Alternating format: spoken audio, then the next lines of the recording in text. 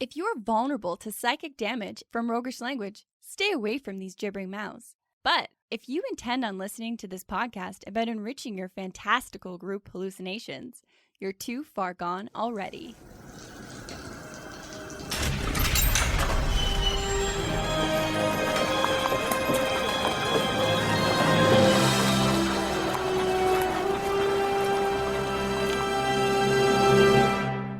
Your next game is going to be clairvoyant, and here's why. In this episode, we find some answers to, can we simplify how we respond to someone casting detect thoughts? And how do we add tension to our games with this classic spell? And what could a villain do if given unfettered access to the player's minds? Welcome to the Hook and Chance podcast. I'm Jordan. And I'm his brother, Travis. Today we're talking about mind reading. And how glad I am that it ain't real. This podcast is about as close to glimpsing the interior of my mind as anyone can get. But we've all seen it in movies, and it's always a curse, right? Characters that get to mind read. I mean, there was that brief time that Mel Gibson got superpowers, which is really like the last person that should ever get superpowers. Would you like to give us a glimpse of what you mean by that, or just move on? No, I just mean that there was a time that somebody thought it would be a good idea to give Mel Gibson mind-reading powers and then turn him loose on women. What movie are we talking about? We're talking about What Women Want. Oh. Yeah. I never saw it. Yeah, he walked around like reading women's thoughts and then figuring out ways to weasel his dirty racist ass into their lives. Come on, Mel. Get out. Okay, so detect thoughts isn't all that bad. But that being said, I doubt characters have good intentions whenever they're using this spell. This is not a good intentions kind of spell. Yeah, it is a dark thing to read a mind in the first place, but I find that there's very few spells that put me on the spot as a dungeon master more than detect thoughts, because it's basically just one of the players sitting at the table yelling at me, tell me everything in this character's mind right now. Yeah, from the dungeon master perspective, this is really challenging because I just made this character up. Yeah. Their name is Daniel Dennison, for fuck's sake. Like, if I name them that, do you think I have the mental capacity to know what they're thinking?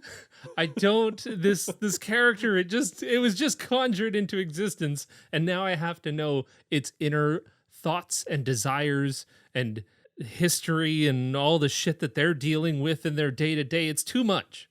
And it's either that situation or it's the flip side where I've conjured up the best mystery I can, and I'm sitting here with my disguised villain that's cackling behind their facade, and all of a sudden someone casts this spell, detect thoughts, and ruins everything because I don't know what else to do but just start giving it all. Just start blurting, I murdered the man.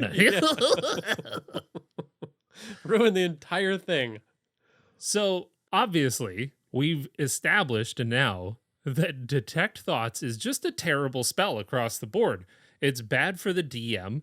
It's bad for the players because they're probably doing bad things when they cast it, and it's also bad for Mel Gibson. So just don't toss it. Episode's done. We're done. Wrap. Can the spell be saved? I believe it can. We think there's an approach that we can take to this spell that keeps things a little more vague, prevents you from accidentally spilling everything out on the table, and even adds some tension to any situation it's used in. I know that's a lot to promise. Shooting lofty, but we'll see if we can stick the landing in the Strategy Stateroom. This is the Strategy Stateroom, where inventive and cunning tactics are crafted for when they're needed most.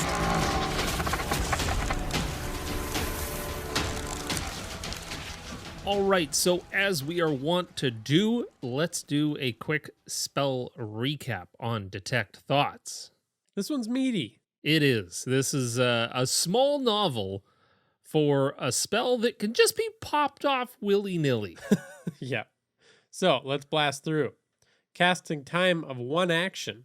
The range is self. The components are verbal, somatic, and material. A copper piece. Well, here's the first observation. We've got verbal, somatic, and material, which means that you're not necessarily casting this in the midst of anything other than things are calm, things are chill, and you can't quite cast it subtly. Right. You're not doing this if you're eye to eye with somebody unless you're, causing a mighty distraction. Yeah. Or maybe you could just slink into the background. Like, let the rest of your party kind of fill in around you and just be like, what's that person doing? Never mind, just ignore it. We're convening as a group. Or have the barbarians shit themselves. As your 1-2 punch. I need you to cause a distraction.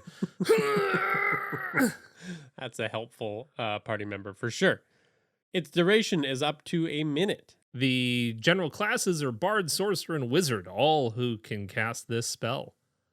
All right, let's get into it. For the duration, you can read the thoughts of certain creatures when you cast the spell, and as your action on each turn until the spell ends, you can focus your mind on any one creature that you can see within 30 feet of you. You know what that makes me think of, though?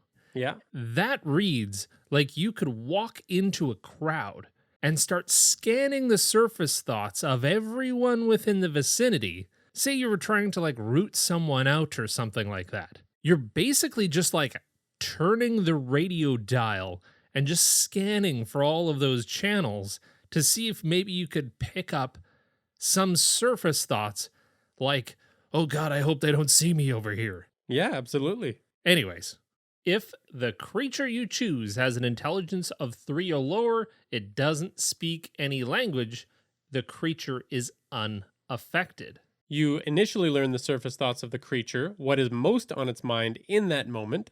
That's what we're going to focus on mostly in this episode. Surface thoughts. What are they? What does that mean? Yeah, there's a lot to unpack there.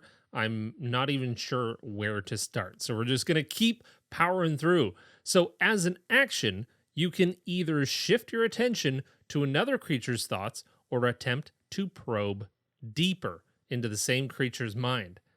If you probe deeper, the target must make a wisdom saving throw. If it fails, you gain insight into its reasoning, if any, its emotional state, and something that looms large in its mind, such as something it worries over, loves, or hates.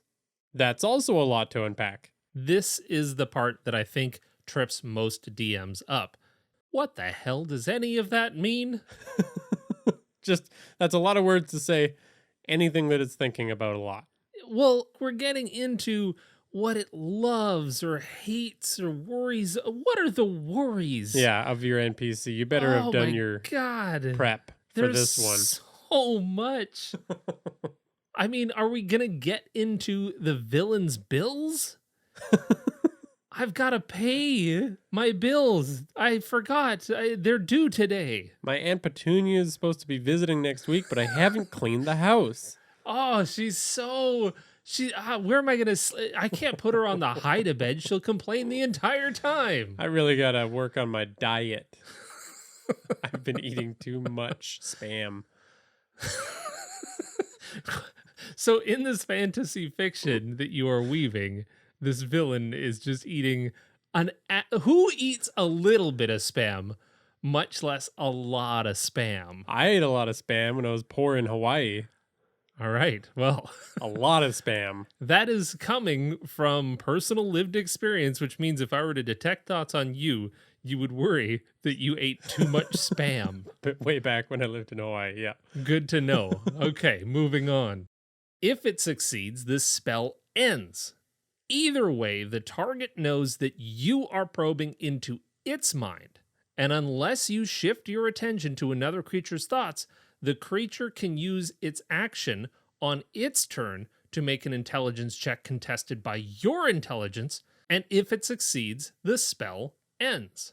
Questions verbally directed at the target creature naturally shape the course of its thoughts, so this spell is particularly effective as part of an interrogation. And previously on the podcast, we talked about interrogations a bit and how torture is very bad and does not work. So don't do it in D&D. Use spells like this instead. If there was ever a stance to have, that's the one that's going to get the least amount of resistance. Torture's bad. Yeah, please agree with me. The spell can penetrate barriers. So 2 feet of rock, 2 inches of any metal, or a thin sheet of lead blocks you. So, I don't know, cool to read people's minds from another side of the wall? Yeah, absolutely. Like, that's pretty powerful. That in and of itself, that takes care of the whole verbal, somatic, and material component thing of just like gesturing in front of someone that you're about to penetrate their brain. You just do it from behind a door. Especially since you can also use this spell to detect the presence of thinking creatures you can't see. When you cast the spell or as your action during the duration, you can search for thoughts within 30 feet of you. You're just kind of like feeling around in the dark for some cool thoughts that you can just kind of tap into. Yeah. You can't detect a creature with an intelligence of 3 or lower, or one that doesn't speak any language, so don't try and use it on slimes. And once you detect the presence of a creature in this way, you can read its thoughts for the rest of the duration as described above, even if you can't see it, but it still must be within range. All right, so all of that aside, essentially we got a spell that uses all of the regular components. You can feel around in the dark for somebody's thoughts within 30 feet, and then if you want to probe deeper, you can, but they maybe might detect you. That's essentially what all of this is saying. Yeah. But let's go through the individual kind of the spots that people typically would trip up with this particular spell. The biggest tripping point is figuring out, again, in that moment, what are surface thoughts for this NPC. So surface thoughts, I mean, they're the active dialogue that you have with yourself. That's not new information. A lot of the times we go straight to the secrets that they might be keeping, but I would think that detect thoughts might reveal that a person is concerned with their secret being found out, but you're not actively thinking about the details of your secret. Well, here, let's try this for a moment. What are surface thoughts? What are you thinking of on the surface? 1, 2, 3, go. Platypus, dinosaur, anyone can have eggs for breakfast or dinner or lunch. Huh. Okay, so that's a lot to take in. Did that help? No, it really didn't. My adventuring party has more questions than answers at this point. Sure. So here's the thing. I think with a lot of people, when they hear the term surface thoughts, they think stream of consciousness. And I can only speak for myself, but that's not what's going on inside my head at all hours of the day, as it is apparently yours. This is maybe best exemplified in movies like Sherlock Holmes, where Sherlock is sitting there thinking about his next move. You know those like scenes that they did where he like fights people and he's like, slap him in the ear and poke him in the eyes. Yeah. And he's thinking all of this and he's thinking through his next move. That to me is surface thought. It is, who the hell is this guy? I'm going to judge. Oh, well, he's not wearing very nice clothes. He must be from a lower class family. I'm not going to give this guy time. Oh, what's he doing asking me questions? What an asshole. Those are surface thoughts. They're observational. Fair enough. So I think the first step is to stop thinking about all the thoughts that a human could have. Specifically you. Stop thinking about what thoughts you have, because they're a little bit disconcerting. Sure. But to focus in and say, what would this character be observing about their immediate surroundings or their situation? And that's the first category of thoughts I think we can propose here, is observational. You're noticing the details around yourself. And the neat thing about this is if you do have an NPC that you've given a basic adjective or trait to work with, let's say grumpy, this can be expressed and even learned through that character's observational thoughts that the cast is learning. Like a greedy merchant might be thinking about selling the fighter's sword and how much of a profit they could make off of that. And that right there, that one piece of information, that adjective right there of greedy, means that I, as a player, go, well, shit, this guy can be exploited Because he wants my sword. Yeah. Cool. That gives me something to go on.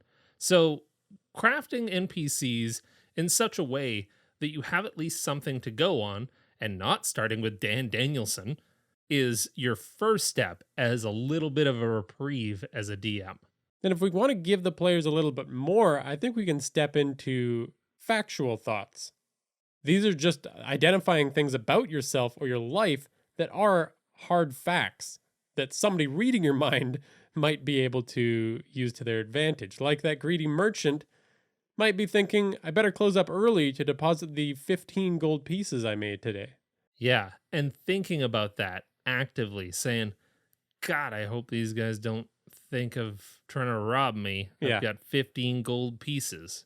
Especially if the rogue in the corner is looking real shifty. Exactly. So they're now thinking about the reality of what's going on in their world. Like first they were thinking about just their observations they're taking in the scene.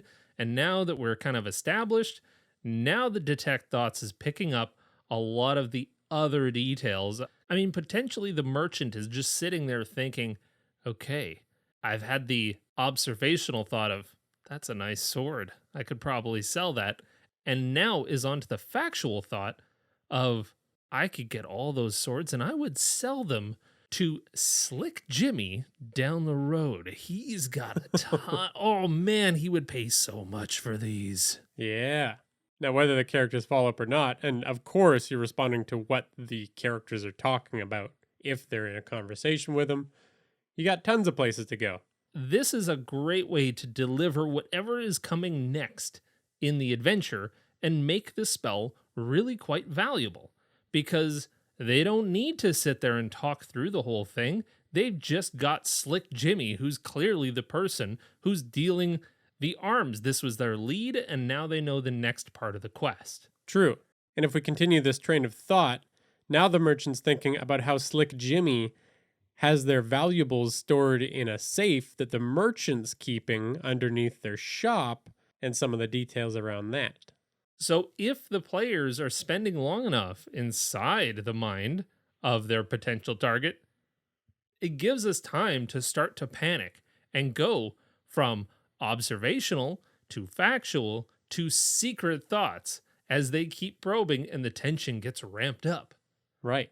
But here's the problem that I have with this spell in particular, is that it is a pass-fail kind of thing. And there is a ton of opportunity for tension building. It's, I'm going to detect some surface thoughts, and I'm going to figure out what they ate for lunch, or I'm going to probe deeper, get the good shit, and potentially be caught and ruin this entire encounter. Yeah, it just seems like such a hard stop to the spell. So, if we wanted to make it a little more of a tension-building moment when a character uses the spell, let's imagine the mind, if you will, as a safe that the caster is trying to crack.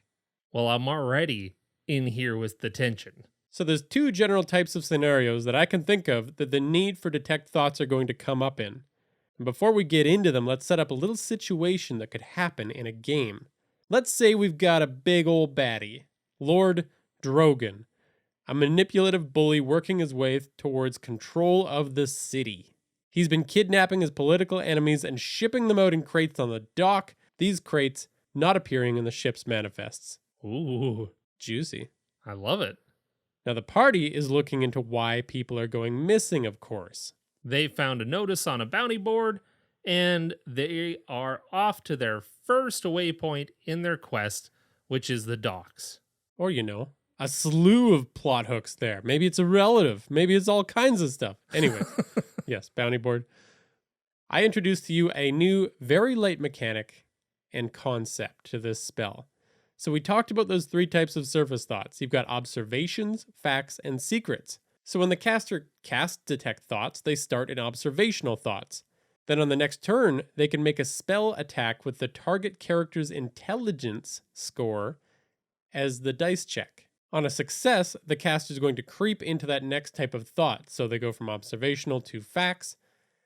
And on the next round again, they can try and get from facts to secrets.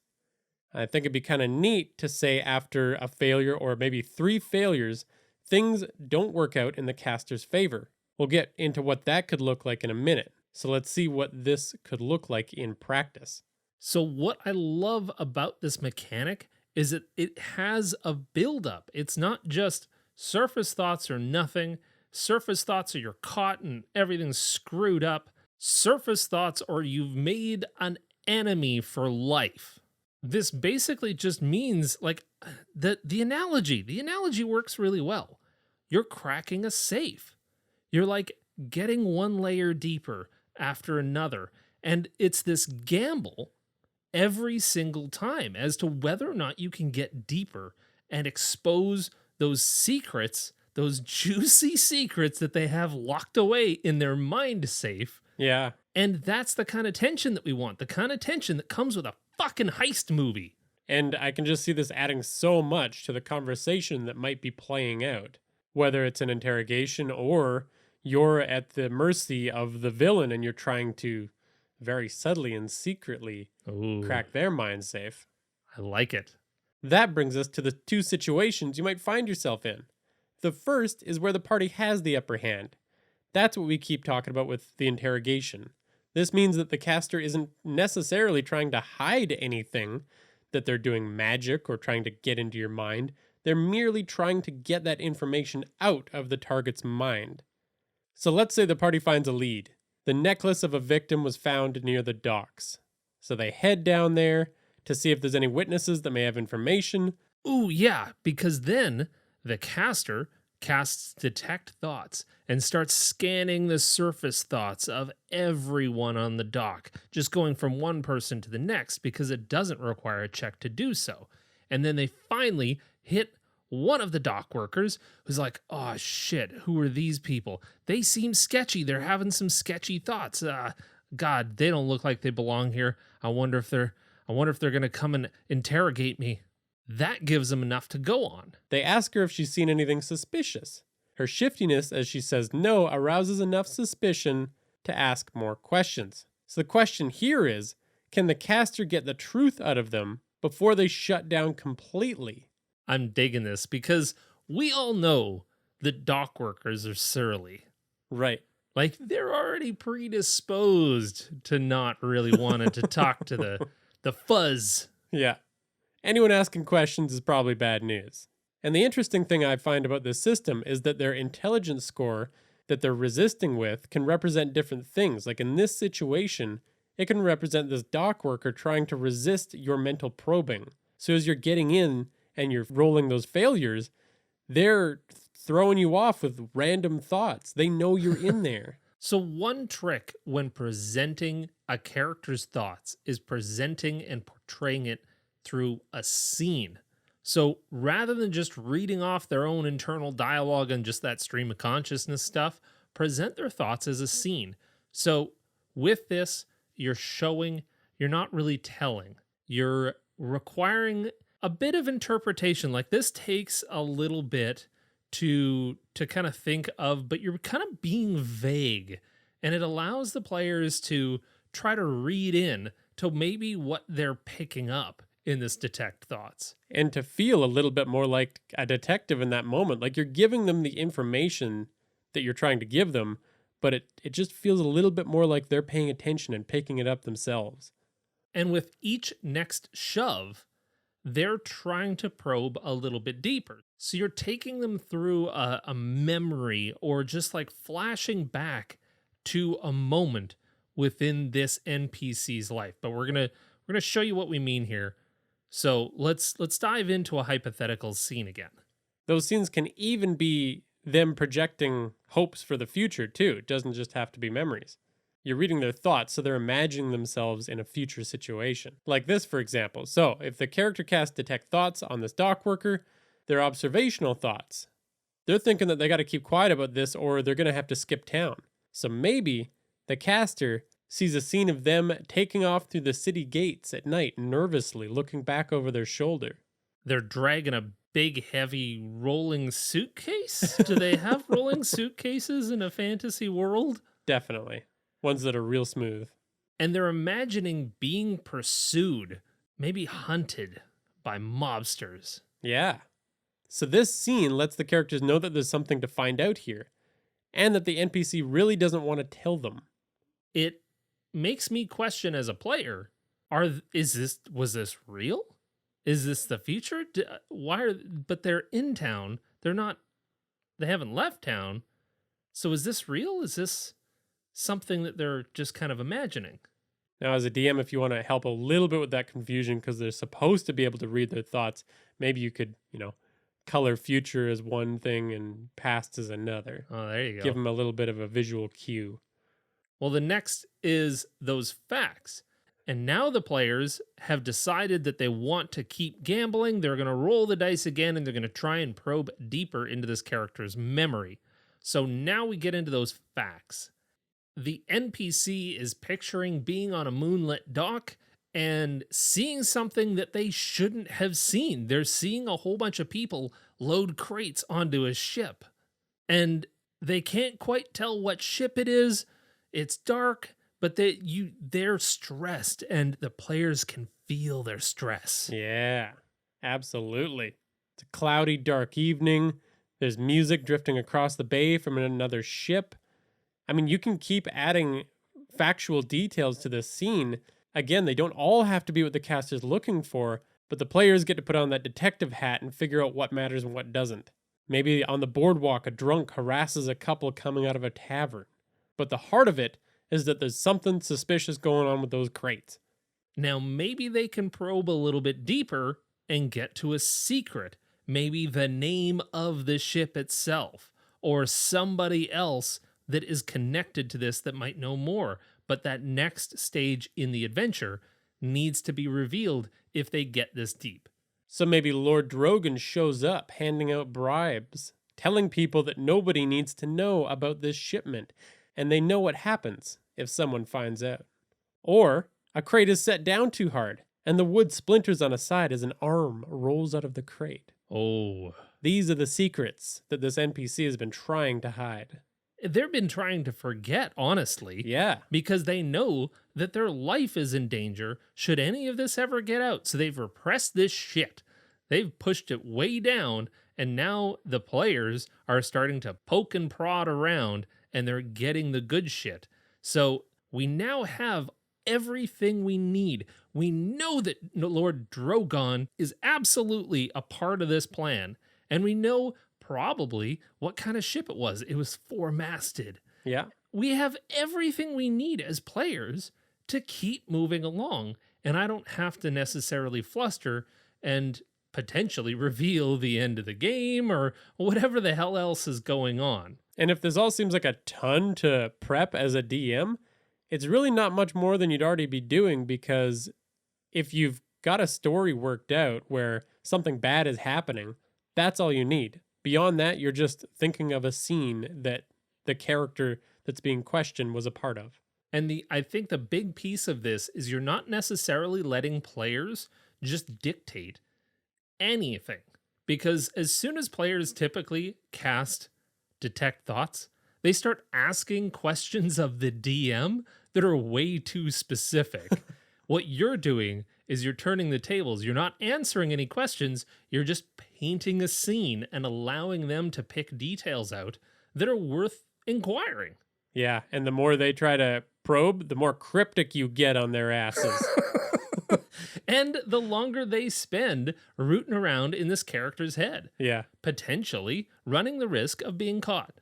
And the being caught leads us to the other situation that you could have here. And I think it's kind of fun because the opposition could have the upper hand, which is very different than interrogation.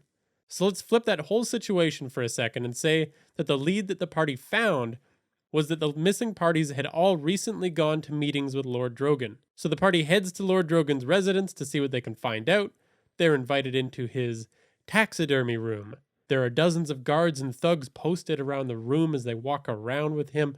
He's playing up on being cooperative, but not knowing anything. So the question here is very different. It's, can the caster read their thoughts and get what they need without being detected? Because things are going to go south real fast if Lord Drogon finds out that they're detecting his thoughts. Well, and the other challenge here is that we've got a character that's like seriously on the defensive. It's not just a sketchy dock worker who maybe saw a little bit too much and isn't practiced. at shutting these kind of thoughts out. But now we've got Lord Drogon, who absolutely is trying to hide his seedy business. Yeah. This is going to be another level. And in this situation, you could even have the same scene planned in your head. This could all lead to the same scene on the docks where Lord Drogon comes and offers those bribes and the hand falls out of the box. He was there too. We can recycle all of the same facts just from a different perspective. And I'd say, if you are mind reading a villain and they do find out, feel free to whip out the disturbing thoughts as a defense. Like if they know you're in there.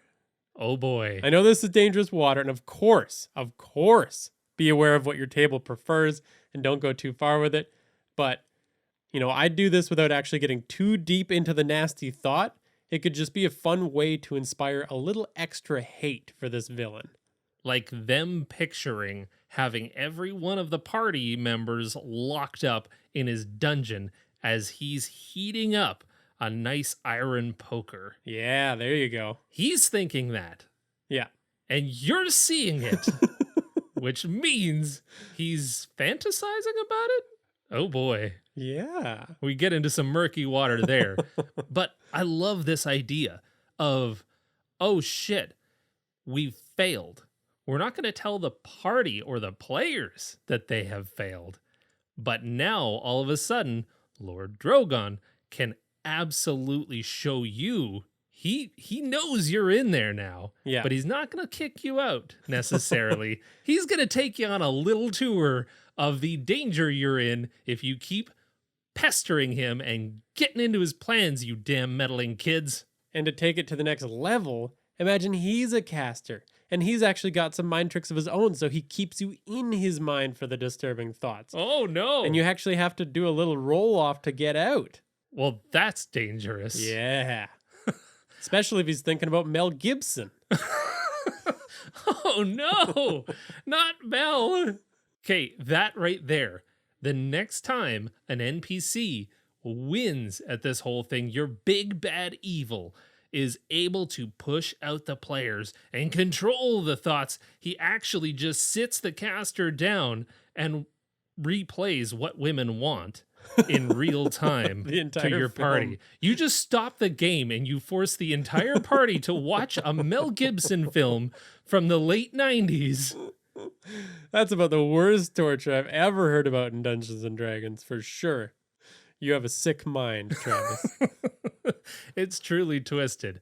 But as we do this, one last thing, I would love to see folks add some of the tension in here. Yeah. So every single roll, we're adding some of the flavor of creeping through someone's thoughts and trying to poke around. And we're adding some distinctive flavor to it's murky and it's not quite tangible, and you're seeing pictures of somebody's childhood and oh my goodness, there was a dragon there. There's just flashes of it, but I can't quite see it. And then you're at the docks. Yeah. Like, that's what it's like to probe through someone's mind. And the maybe. images are rough at first, and they're kind of cloudy, and then the figures are forming out of the mist of a mind, or whatever you want to spin it. We're letting the players do a little bit of focusing and guiding the scene where they want to go. Oh, what's the name on the side of that ship? It's really hard to see. You're going to have to roll one more time. Yeah. Oh no, we're doing this again?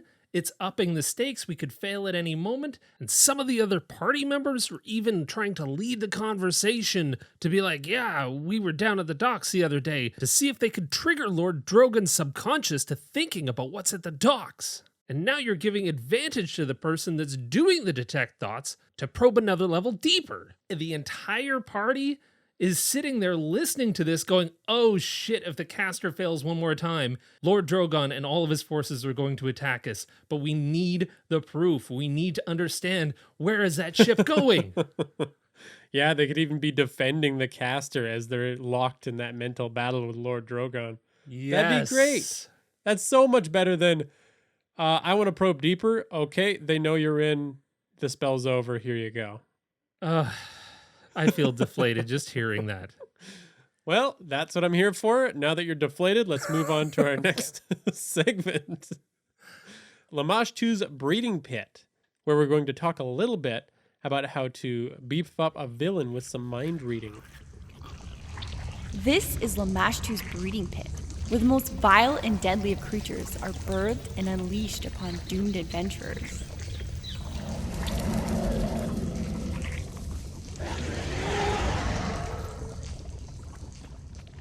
So this concept came about because I've had this trouble. I think you've had this trouble, Travis, and I think everyone listening knows about this trouble.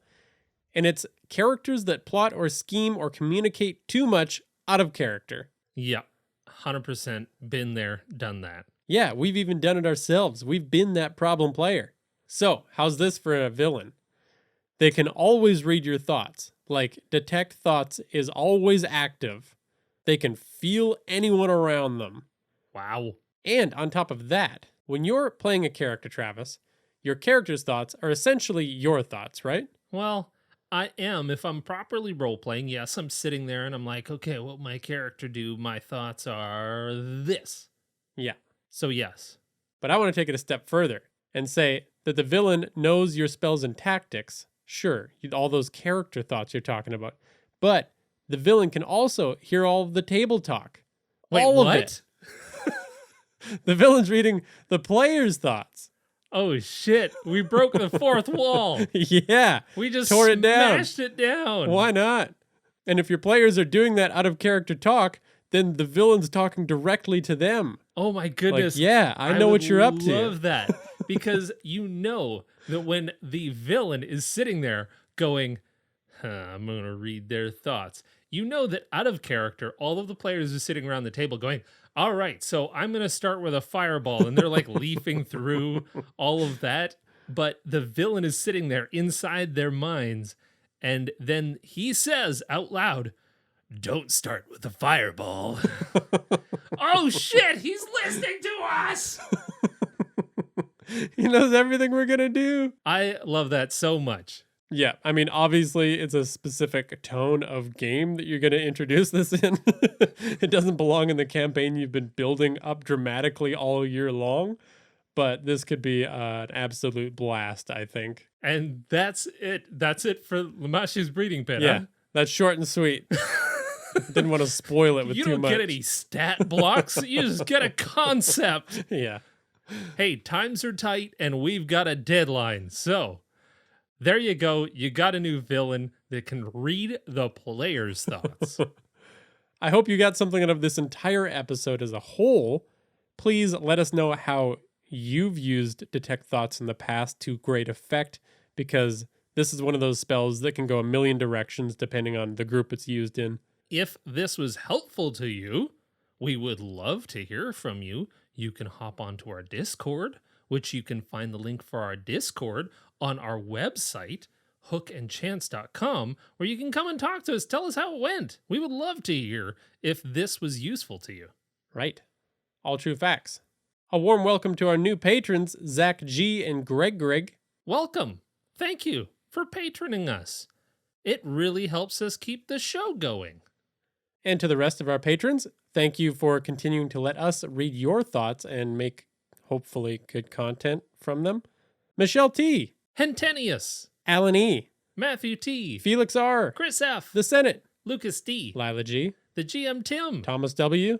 Thomas W. Thomas W. Thomas W. Tyler G. Ty N. Heavy Arms. Eric R. Aldrost. Leprechaun. And Will HP. Thank you all so much. Thanks also to Tabletop Audio for the sound effects that you heard throughout the episode. You can follow us at Hook and Chance on Twitter, Facebook, Instagram, and Reddit. Join the wonderful folks on our Discord. Answer questions, ask questions, get more ideas. Thanks for listening, and don't read Mel games. Gibson's mind. The darkness that exists there. Worse than anything.